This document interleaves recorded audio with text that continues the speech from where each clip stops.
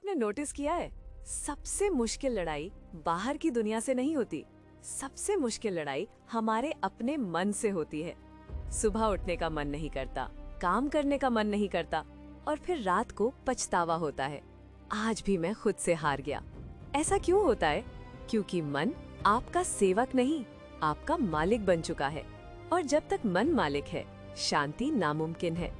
गौतम बुद्ध ने कहा था, मन ही सब कुछ है, तुम जो सोचते हो वही बन जाते हो। लेकिन समस्या ये है, हमारा मन कभी अतीत में भटकता है, कभी भविष्य में डरता है और वर्तमान में कभी रहता ही नहीं। तो सवाल ये है, क्या मन को कंट्रोल किया जा सकता है? हाँ, लेकिन फोर्स से नहीं, समझ से।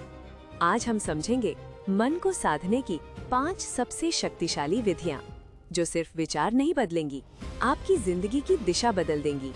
पहली विधि, खुद से बात करने का तरीका बदलो। आप दिन भर सबसे ज्यादा किससे बात करते हैं? खुद से। अगर आप बार बार कहते हैं, मुझसे नहीं होगा, मैं कमजोर हूँ, तो आपका मन उसी को सच मान लेता है। लेकिन जिस दिन आपने कहा, मैं सीख सकता हूँ, मैं बदल सकता हूँ, उसी दिन से आपका मन भी बदलना शुरू कर देता है।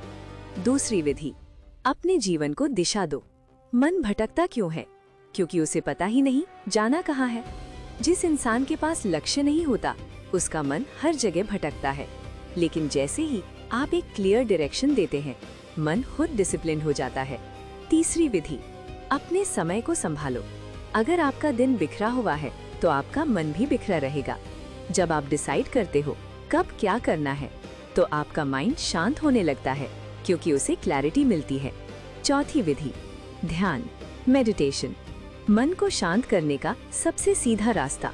जब आप कुछ देर बस अपनी सांसों पर ध्यान देते हैं, तो धीरे धीरे विचारों का शोर कम होने लगता है और पहली बार आप महसूस करते हैं, आप विचार नहीं हैं, आप उन्हें देखने वाले हैं। यही अवेयरनेस रियल कंट्रोल है। और आखिरी विधि, सबसे पावरफुल, अपने शरीर को चलाओ। जब शरीर स्टैग्नेंट होता है, तो मन भी भारी हो जाता है। लेकिन जैसे ही आप चलना शुरू करते हैं, एक्सरसाइज करते हैं, आपकी एनर्जी बदलती है और एनर्जी के साथ थॉट्स भी बदल जाते हैं।